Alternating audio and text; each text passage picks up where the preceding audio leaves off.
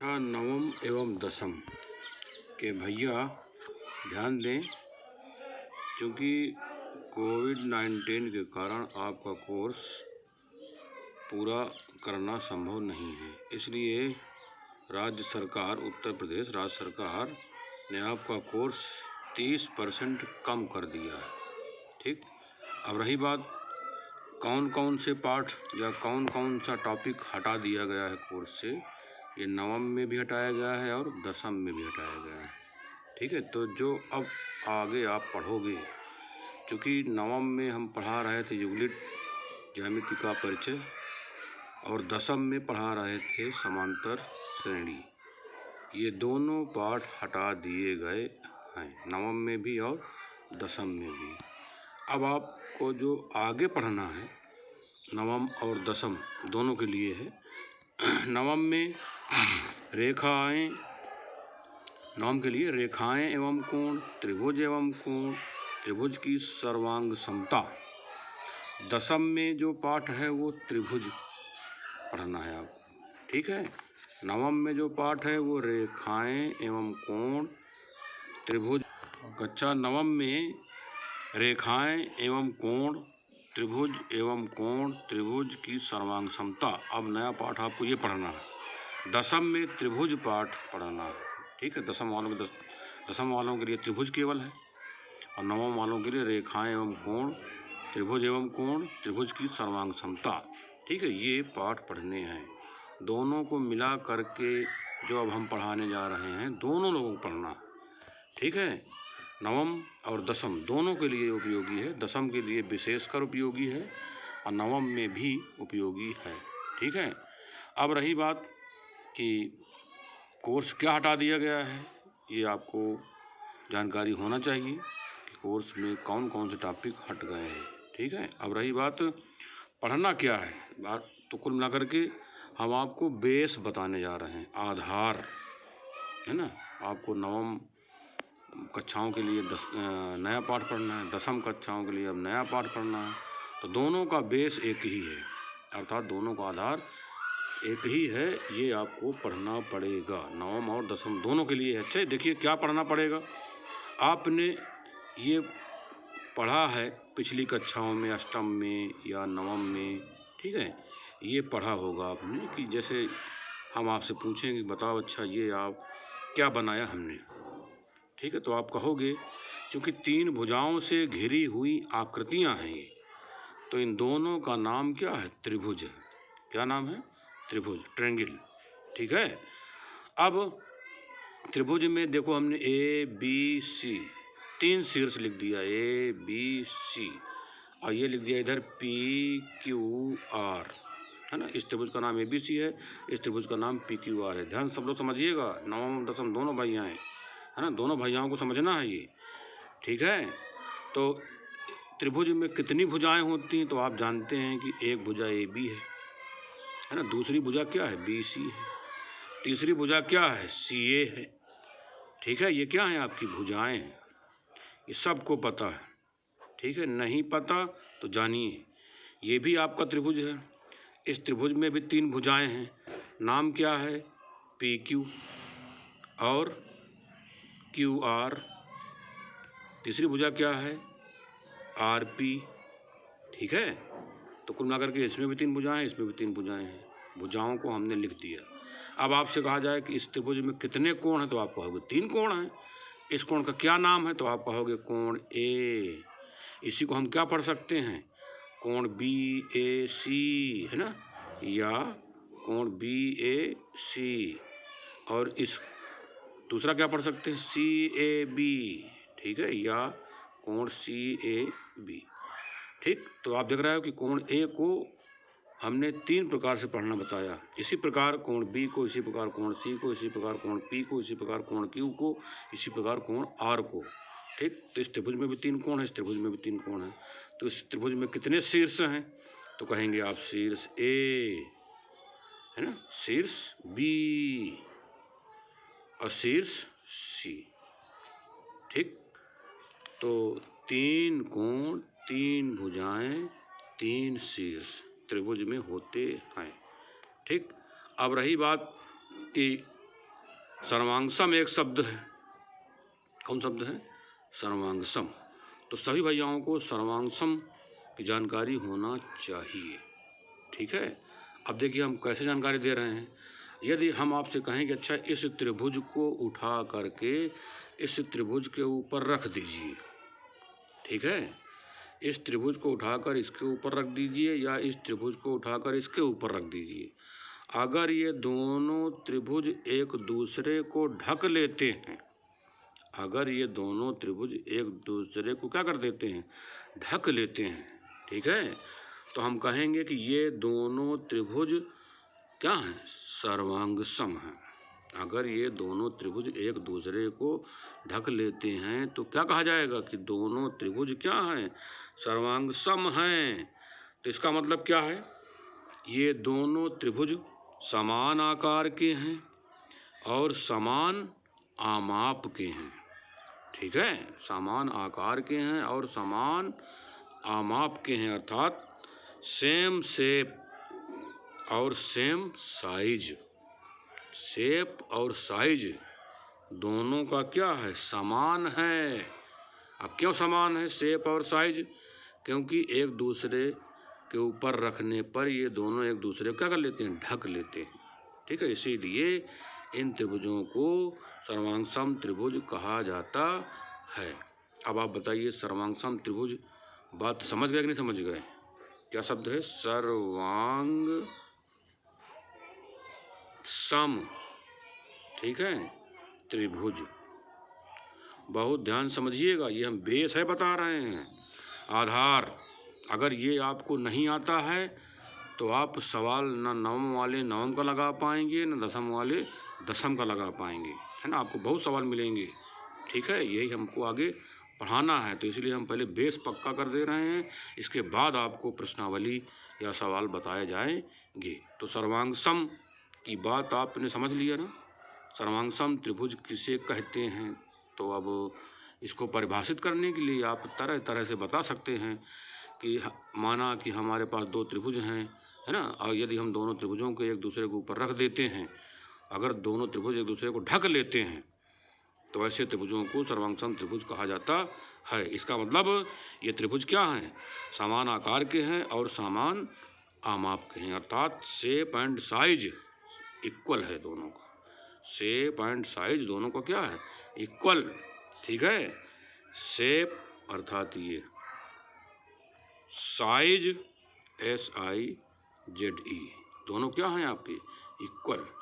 आकृति और आकार, ठीक है, आकृति और आकार दोनों क्या हैं? समान हैं, इसीलिए सर्वांगसम त्रिभुज हैं। तो ये सर्वांगसम की बात समझ में आ गई आपको? अच्छा, यदि आपको आ गई तो बहुत अच्छी बात है। और सुनिए, अब चूँकि आपको प्रमेय मिलेंगी, है ना, सवाल मिलेंगे, आपको सिद्ध भी करना होगा, है ना, कुछ रिजल्ट निकालना होगा, तमाम तरह के प्रश्न मिलेंगे। तो सभी सवालों को हल करने के लिए बेस की जानकारी होना चाहिए, इसलिए हम ये बेस आपको बता रहे हैं, ठीक है। दोनों भैयाओं को समझना है, नवम और दसम वालों को, ठीक है।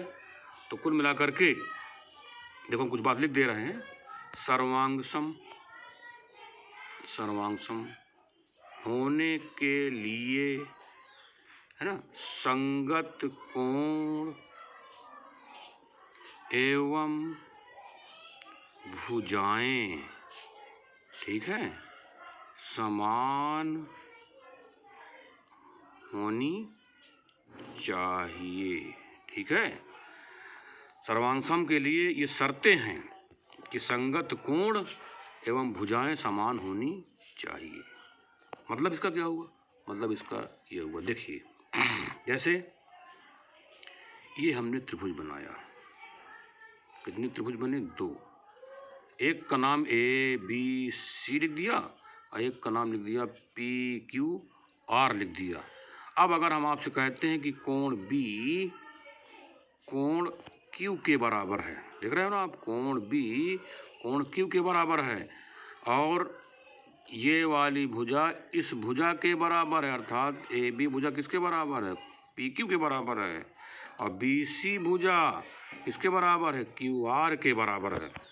तो ये दोनों त्रिभुज क्या माने जाएंगे? सर्वांग सम माने जाएंगे। ठीक, तो आप देख रहे हो कि दोनों त्रिभुजों की दो दो भुजाएं और एक एक कोण क्या है? बराबर हैं, इसीलिए दोनों त्रिभुज क्या हैं? सर्वांग सम है। ठीक है, अब सर्वांग सम है ये, तो इसको कहा जाता है यस ए यस। एस का मतलब साइड माने भुजा, ए का मतलब एंगल माने कोण, एस का मतलब साइड माने भुजा, अर्थात भुजा कोण भुजा सर्वांग समता। ठीक है, SAS नियम का प्रयोग इसमें किया गया है, अर्थात दो दो भुजाएं और एक एक कोण दोनों त्रिभुजों के बराबर हैं, इसीलिए दोनों त्रिभुज क्या हैं? ये सर्वांग सम है। देखिए, ये ध्यान रहे आपका, ये भी ध्यान रखना है आपको कि देखिए इन दोनों भुजाओं को देखिए जो संगत हैं, ये वाली भुजा इसके संगत है और ये वाली भुजा इसके संगत है, ये कोण इसके संगत है। ठीक है, अब भुजाएं कौन कौन समान है? AB बराबर PQ और BC बराबर QR। देखिए दोनों भुजाओं के बीच का कोण, इन दोनों भुजाओं के बीच का कोण क्या है? समान है। ऐसा ना हो कि ये दोनों भुजाएं बराबर हैं या ये वाला कोण का तो बराबर इसके है। ठीक है, जो भुजाएं समान हैं उन्हीं के बीच का जो कोण बन रहा है वो बराबर होना चाहिए, तभी ये SAS सर्वांग समता कहा जाता है। ठीक, ये बात आपको समझ में आ गई होगी। अच्छा, अब आप जानिए, देखिए हम ये भी बना रहे हैं, एक त्रिभुज ये बना रहे हैं। ठीक, इसमें आप गौर से देखिएगा कि ये वाला कोण इसके बराबर है और ये वाला कोण इसके बराबर है। तो आप देख रहे हो कि दोनों के दो दो कोण बराबर हैं और ये वाली भुजा, ठीक, अर्थात ये भुजा इस भुजा के बराबर है। ठीक है, तो ये दोनों त्रिभुज भी क्या होंगे? सर्वांग सम होंगे। ये दोनों त्रिभुज क्या होंगे? सर्वांग सम होंगे। इसमें क्या कहेंगे? ए सर्वांग समता। ए का मतलब एंगल माने कोण, इसका मतलब साइड माने भुजा, ए का मतलब एंगल कोण भुजा कोण सर्वांग समता नियम का इसमें पालन है। ठीक है, ये बात सभी भैयाओं को अच्छी प्रकार से मालूम होनी चाहिए। गड़बड़ नहीं लिखना या गड़बड़ नहीं मानना, गड़बड़ नहीं कहना। ठीक, अब देखिए एक और, दो त्रिभुज बनाया, इन दोनों त्रिभुज में ये वाली भुजा इसके बराबर है, ये वाली भुजा इसके बराबर है, ये वाली भुजा इसके बराबर है। ठीक है, इसका नाम ABC, इसका नाम PQR। ठीक, आप देख रहे हो कि दोनों त्रिभुजों की तीनों भुजाएं अलग अलग क्या हैं? बराबर हैं, अर्थात ये क्या है? यस यस यस, भुजा भुजा भुजा सर्वांग समता, साइड साइड साइड कांग्रुएंस। ठीक, अर्थात भुजा भुजा सर्वांग समता नियम का पालन इसमें है, इसीलिए ये दोनों त्रिभुज क्या हैं? सर्वांग सम हैं। ठीक है, और जानिए, फिर देखिए एक त्रिभुज हमने बनाया ये। ठीक है, इसमें आप गौर से देखें तो कोण एक क्या है? 90 अंश का है। कोण एक क्या है? 90 अंश का है, ये और ये। ठीक है, तो गौर से देखिए तो दोनों त्रिभुज क्या हैं? समकोण त्रिभुज हैं। ठीक है, क्या है? ABC PQR। ठीक, दोनों त्रिभुज क्या हैं? समकोण त्रिभुज हैं। अगर समकोण त्रिभुज में, ठीक है, कोण, भाई कोण तो बराबर है ही आपका, ये समकोण है, ये राइट एंगल। ठीक, कर्ण अगर बराबर है, क्या बराबर है? कर्ण बराबर है। 90 अंश के सामने वाली भुजा को कर्ण कहते हैं। ये सभी भैयाओं को पता है कि 90 अंश के सामने वाली भुजा को कर्ण कहा जाता है। ठीक, देखिए इसका कर्ण बराबर है और एक क्या? साइड। एक क्या बराबर दिखा रहे हैं हम? साइड बराबर दिखा रहे हैं, अर्थात देखिए ये वाली भुजा, ठीक है, कौन सी? BC। ठीक, तो BC भुजा बराबर है।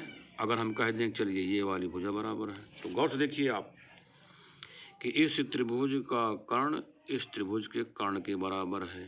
ठीक, इस त्रिभुज का एक भुजा BC इस त्रिभुज की एक भुजा किसके बराबर है? PQ के बराबर है। ठीक है, तो ये कहा जाता है RHS सर्वांग समता।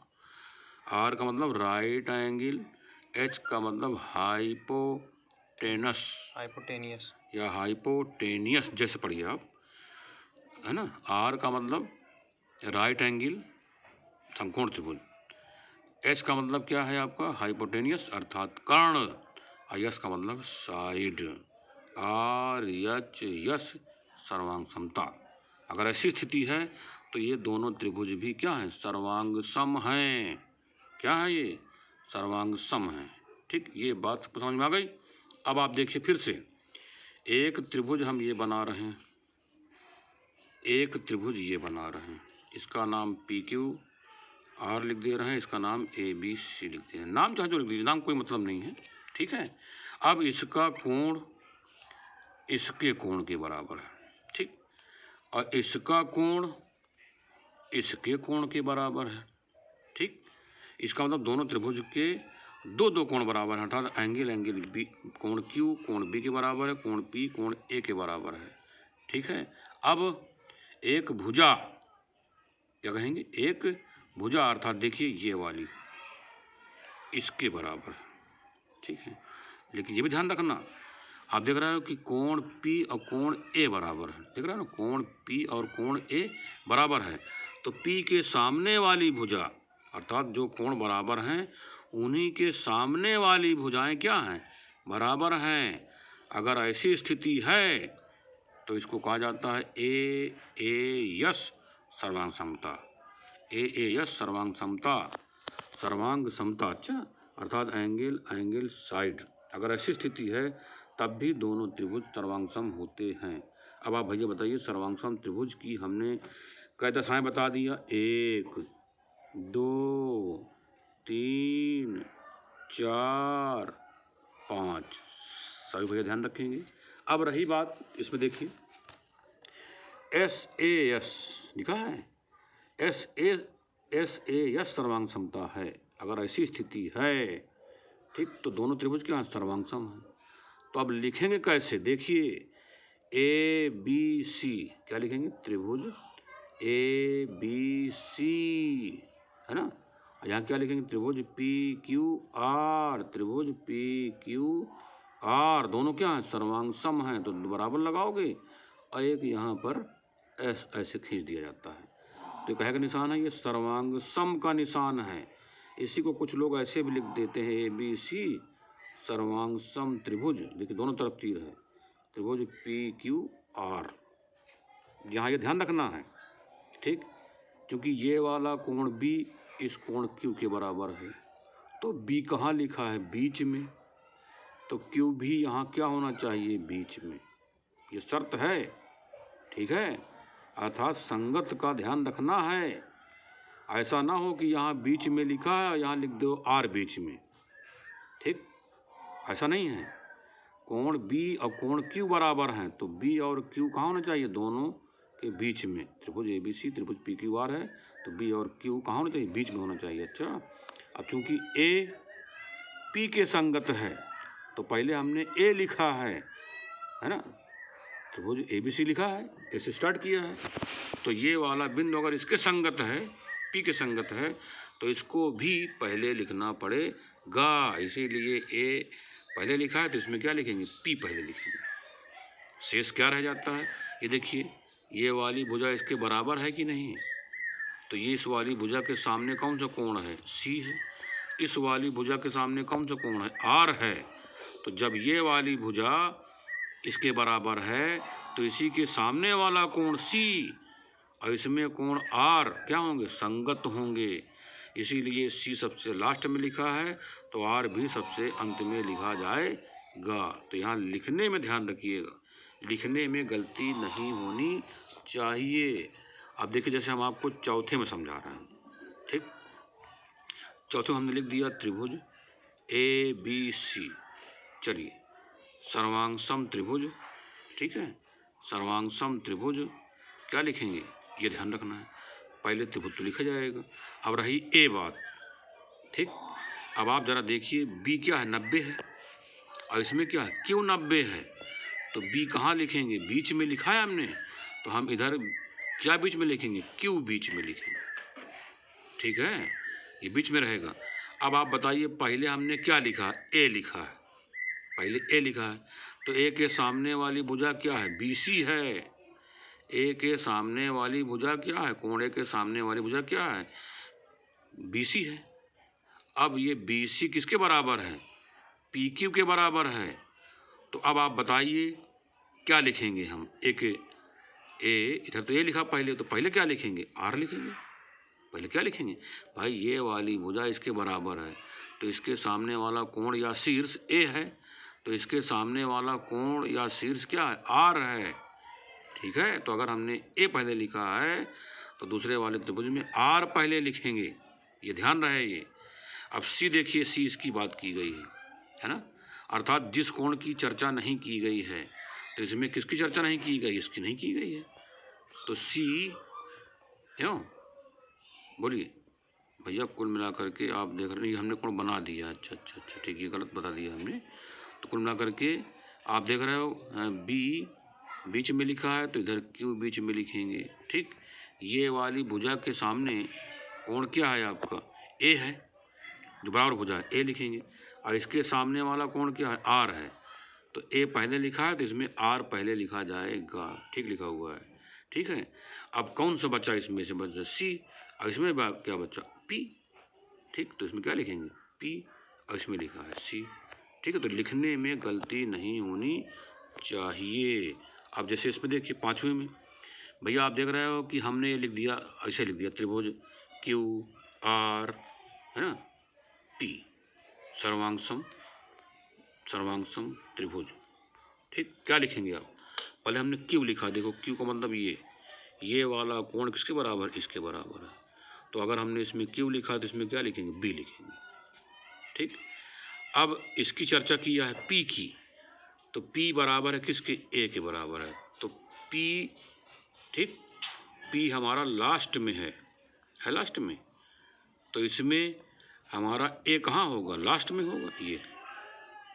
अब इसमें क्या रह गया, पी, बोलिए भैया, इसमें लास्ट में पी है, तो इसमें लास्ट में क्या लिखा, ए, देखो लिख दिया। आर इसमें कहाँ है, बीच में, तो अब क्या बचा इसमें बीच में लिखने को, सी बचा, ये मतलब जो कोण जिसकी बात नहीं की गई है उसको बीच में लिखा है, भाई इसमें बीच में लिखा है तो इसमें बीच में लिखेंगे, तो ये लिखने को ध्यान रखिएगा। अच्छा, तो आप देख रहे हो कि S A S, A S A, S S S, R H S, A S, ये सभी बातें हमने आपको बता दिया, ठीक।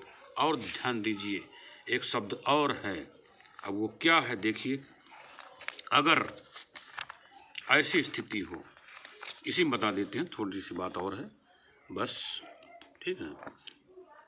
सब भैया ध्यान दें, ये बात क्या है कि कभी कभी हम लोग क्या करते हैं, कहते नहीं है कि त्रिभुज ए बी सी, और ये लिख दिया पी क्यू आर, ये वाला कोण इसके बराबर है, ठीक है, ये वाली भुजा इसके बराबर है, ये भुजा इसके बराबर है। अब आपसे अगर पूछा जाए कि बताओ अच्छा इसमें कौन सी सर्वांग समता है, ठीक है, तो आप क्या कहोगे, एस ए एस, ठीक है, के कारण त्रिभुज ए बी सी है ना, सर्वांगसम त्रिभुज पी क्यू आर, ठीक है, अर्थात भुजा कोण भुजा के कारण ये दोनों त्रिभुज क्या हैं, सर्वांगसम हैं, ठीक है। अरे भैया सर्वांगसम है तो इससे क्या फ़ायदा मिल गया हमको, हैं, अरे इससे फ़ायदा ये मिल गया कि आप बताइए, अगर हम पूछें या कहें कि ये दोनों त्रिभुज सर्वांगसम हैं, ठीक है, तो कुल मिला करके क्या अर्थ इससे निकला कि अगर इस त्रिभुज को उठा करके इसके ऊपर रख दीजिए तो दोनों त्रिभुज एक दूसरे को क्या कर लेंगे, ढक लेंगे। इसका मतलब शेप एंड साइज दोनों का क्या है, समान है। ठीक है, अब दोनों त्रिभुज सर्वांग सम हैं, तो इसका मतलब ये हुआ कि भैया ये वाली भुजा इसके बराबर है, ये कोण इसके बराबर है, ये कोण इसके बराबर है। तो AC और PR में क्या संबंध हुआ? AC और PR में क्या संबंध हुआ? भाई ये बात सिद्ध कर ली गई कि दोनों त्रिभुज सर्वांग सम हैं, तो इसका मतलब AC बराबर क्या है? PR है। AC बराबर क्या है? PR है। इधर कोण C बराबर कोण क्या है? R है। कोण क्या है? R है। ठीक है, अब कोण A बराबर क्या है? कोण P है। इससे ये बात सिद्ध हो गई, क्योंकि दोनों त्रिभुज सर्वांगसम हैं। अब सर्वांगसम क्यों है? यश ए यश के कारण, अर्थात इन दोनों त्रिभुजों में देखा हमने कि दो दो भुजाएं और एक एक कोण अलग अलग बराबर हैं, इसीलिए दोनों त्रिभुज सर्वांगसम हैं, है ना। और ये बात सिद्ध हो गई कि AC बराबर PR या कोण C बराबर कोण R या कोण A बराबर कोण P। तो इसको हम क्या कहते हैं? CPCT। क्या कहते हैं? CPCT। सर्वांगसम होने के कारण ही ये क्या है? सत्य हैं कि AC बराबर PR, कोण C बराबर कोण R, कोण A बराबर कोण P। ठीक है, क्या लिखा है? CPCT। इसका मतलब क्या होता है? ठीक, corresponding parts of congruent triangle. ठीक है, क्या होता है? करेस्पॉन्डिंग, लिख दें क्या? करेस्पॉन्डिंग अर्थात CORRS PON है ना, DING, corresponding part PART, parts of CONGRUENT,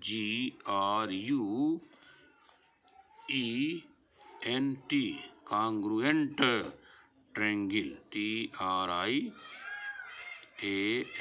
TRIANGLE। ठीक, मतलब इसका क्या हुआ? समझ रहे हो ना आप? क्या इसका मतलब हुआ? Corresponding part of congruent triangle. ठीक है, संगत भाग। करेस्पॉन्डिंग पार्ट मतलब संगत भाग, ऑफ माने का, कॉन्ग्रुएंट ट्रायंगल सर्वांगसम त्रिभुज, अर्थात क्या इसका मतलब हुआ? सर्वांगसम त्रिभुज का संगत भाग। अगर त्रिभुज सर्वांगसम है तो त्रिभुज के संगत भाग भी क्या होते हैं? बराबर होते हैं। इसीलिए AC बराबर PR और कोण C बराबर कोण R, कोण A बराबर कोण P लिखा गया है। त्रिभुज अगर संगत हैं, नहीं त्रिभुज अगर सर्वांगसम है तो उनकी संगत भाग भी क्या होते हैं? बराबर होते हैं। तो CPCT का हमने फुल फॉर्म भी लिख दिया।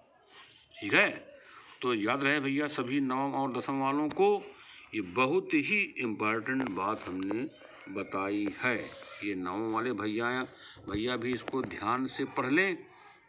ठीक है, और दसम वाले भैया भी ध्यान से पढ़ लें, क्योंकि ये आधार है, बेस है। ठीक है, अब जानिए एक शब्द आएगा आपका समरूप। तो अब हम आपको सर्वांगसम की बात समाप्त कर दे रहे हैं। ठीक है, अब इसके आगे टॉपिक चलेगा समरूप का। किससे चलेगा टॉपिक? समरूप का। तो सर्वांगसम और समरूप, सर्वांगसम की बात समाप्त हो गई है, अब समरूप की बात शुरू होगी। ठीक है, शेष फिर